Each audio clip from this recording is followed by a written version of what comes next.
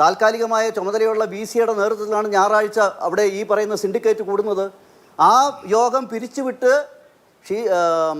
താൽക്കാലിക VC പുറത്തു പോയതിന് ശേഷം ഏതോ ഒരു അമ്മായിയെ വിളിച്ചിട്ടാണ് അവിടെ സിൻഡിക്കേറ്റ് കൂടുന്നത്. അത് നമ്മൾ തിരിച്ചറിഞ്ഞതല്ലേ? ഏതോ ഒരു അമ്മായിയല്ല, സിൻഡിക്കേറ്റിലെ സീനിയർ മെമ്പറാണ്. നമുക്കറിയാം, സിൻഡിക്കേറ്റ് കൂടണമെങ്കിൽ വൈസ് ചാൻസലറുടെ അനുവാദം വേണം. വ്യവസ്ഥാപിതമായി സർവകലാശാല നമുക്കറിയില്ല, അതുകൊണ്ട് ഞാൻ പറഞ്ഞത് സർവകലാശാല അനുവാദം വേണം. വ്യവസ്ഥാപിതമായി ഭരിക്കാൻ സ്റ്റാറ്റ്യൂട്ട് അനുസരിച്ചുള്ള ഒരു ബോഡിയാണ്. വൈസ് ചാൻസലർ ആ സിൻഡിക്കേറ്റിന്റെ മുകളിലാവുന്നത് ഏത് നിയമം അനുസരിച്ചാണ്, ഏത് ചട്ടം അനുസരിച്ചാണ്? ശ്രീ ഷാജി രാഘവൻ, ഈ സർവകലാശാലയുടെ ഭരണപരമായ കാര്യങ്ങളിൽ സിൻഡിക്കേറ്റ് ചേരുമ്പോൾ സിൻഡിക്കേറ്റിനാണ് അധികാരം. ആ സിൻഡിക്കേറ്റിന്റെ അധികാരത്തെ താൽക്കാലികമായി നിയമിക്കപ്പെട്ട അല്ലെങ്കിൽ പകരം ചുമതല കൊടുത്ത ഒരു വൈസ് ചാൻസലർ ഉല്ലംഘിക്കുന്നത് എങ്ങനെയാണ്? അത് നമ്മുടെ ഒരു സാമാന്യ നിയമ തത്വത്തിന് തന്നെ എതിരല്ലേ? സിൻഡിക്കേറ്റ് ഇക്കാര്യത്തിൽ സസ്പെൻഷൻ പിൻവലിക്കാൻ തീരുമാനിക്കുമ്പോൾ പകരം വേറൊരാളെ രജിസ്ട്രാറായി ചുമതലപ്പെടുത്തുക വഴി അഭൂതപൂർവമായ ഒരു ഏറ്റുമുട്ടലാണ് കേരള സർവകലാശാലയിൽ ഉണ്ടായിരിക്കുന്നത്. അങ്ങനെ ചെയ്യാൻ പാടുള്ളതാണോ?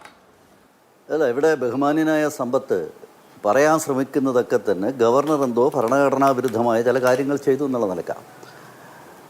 അഭിലാഷ് മോഹൻ, ഒന്ന് ശ്രദ്ധിക്കൂ, നമ്മൾ ഈ വിഷയം തുടങ്ങിയതെപ്പോഴാണ്? ബഹുമാന്യനായ ഗവർണർ കേരള യൂണിവേഴ്സിറ്റിയുടെ ഒരു ഹാളിൽ തികച്ചും സ്വകാര്യമായ ഒരു ചടങ്ങിൽ പങ്കെടുക്കാനായിട്ട് പോകുന്നു. തികച്ചും സ്വകാര്യമാണ്. ശ്രീ പത്മനാഭ സേവാസമിതി എന്ന് പറയുന്ന ഒരു സംഘടന വാടകയ്ക്കെടുത്ത കെട്ടിടത്തിൽ അവരുടേതായ ഒരു സ്വകാര്യ പരിപാടിക്ക് പോകുന്നു. അവിടെ ഭാരതാംബയുടെ ഒരു പടം വെക്കുന്നു. ഇല്ലാത്ത അധികാരം ഉപയോഗിച്ചിട്ട് രജിസ്ട്രാർ അവിടെ പ്രത്യക്ഷപ്പെടുകയാണ്. അവിടെ എന്നിട്ട് ഗവർണറുടെ പരിപാടി നടത്താൻ പാടില്ല, പരിപാടി റദ്ദാക്കിയിരിക്കുന്നു എന്നുള്ള നിർദ്ദേശങ്ങൾ കൊടുത്തുകൊണ്ട് അതിനകത്ത് ഇടപെടുന്നു. പിന്നീട് നമ്മൾ കാണുന്നത് VC അതിനകത്തൊരു ക്ലാരിറ്റി കൊടുക്കുന്നു. കൃത്യമായ ക്ലാരിഫിക്കേഷൻ അദ്ദേഹം കൊടുത്തു.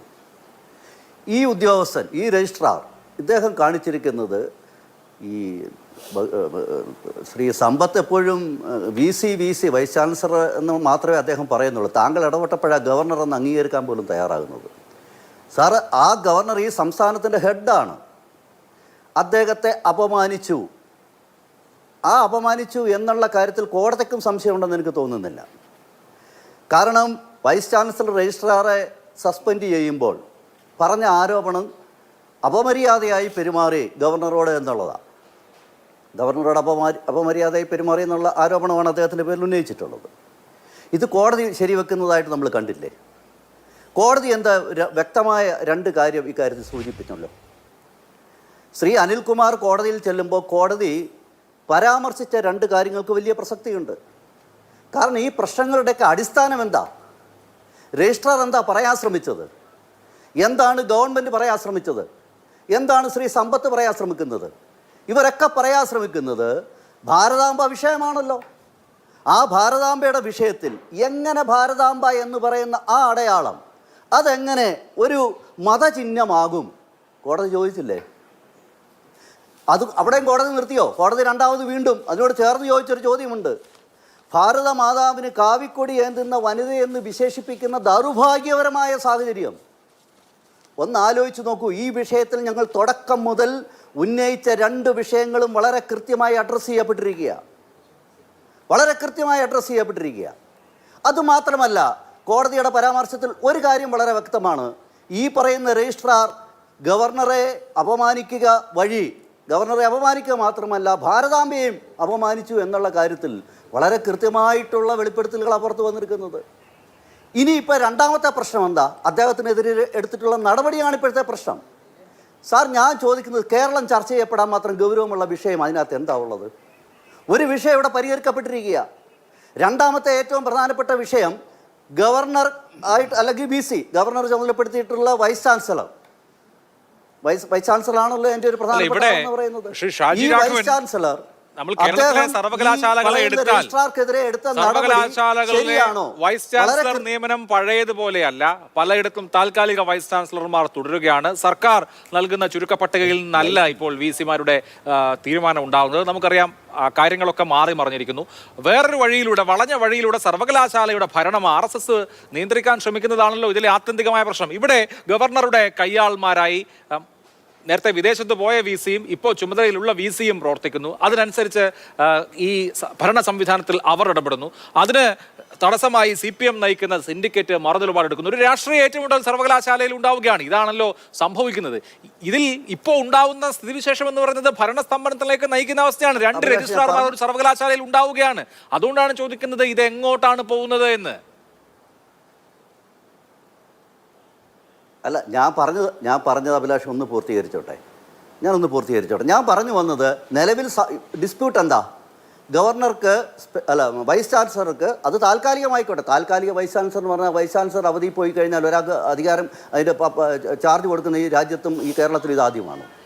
ഇപ്പോൾ മുഖ്യമന്ത്രി പോയി കൊടുത്തില്ല എന്ന് വിചാരിച്ച് ഈ രാജ്യത്തെ ഒരുമാതിരിപ്പെട്ട് ജനങ്ങളോട് കമ്മിറ്റ്മെൻറ്റുള്ള അല്ലെങ്കിൽ പ്രവർത്തിക്കുന്ന മേഖലയോട് കമ്മിറ്റ്മെൻറ്റുള്ള ഏതൊരു നേതൃത്വവും ചെയ്യുന്ന തോമസിന്റെ കാര്യം മാത്രമല്ല, മോഹൻ കുന്നുമ്മലിന്റെ കാര്യവും അങ്ങനെ തന്നെയാണ്. അധികാരം കൊടുക്കും.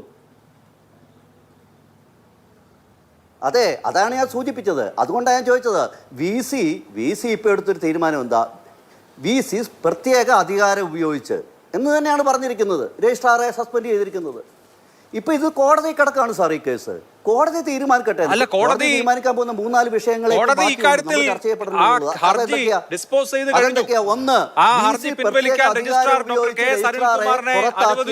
കോടതി ഈ സസ്പെൻഷൻ വിഷയത്തിൽ ഇടപെട്ടിട്ടില്ല. അപ്പൊ ഈ വിഷയം ഇനിമേൽ സബ് ജുഡീസ് അല്ല, കോടതിയിൽ ഉണ്ടായിട്ടുള്ള വ്യവഹാരം അവസാനിച്ചു, അവിടെ കഴിഞ്ഞു. ഇനിയിപ്പോ കോടതിയിലുള്ള വിഷയമാണെന്ന് പറയണ്ട.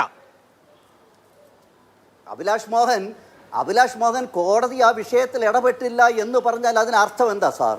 ആ കോടതിയിൽ പോയ ആളിനല്ലേ അതിന്റെ തിരിച്ചടി? അല്ല, കോടതിയിൽ പോയ ആൾ ആ ഹർജി പിൻവലിക്കുകയാണ് ചെയ്തത്. ആ ഹർജി പിൻവലിക്കാൻ സാഹചര്യത്തിലാണ് സാർ. ആ ഹർജി പിൻവലിക്കാൻ അദ്ദേഹത്തെ അനുവദിച്ചു.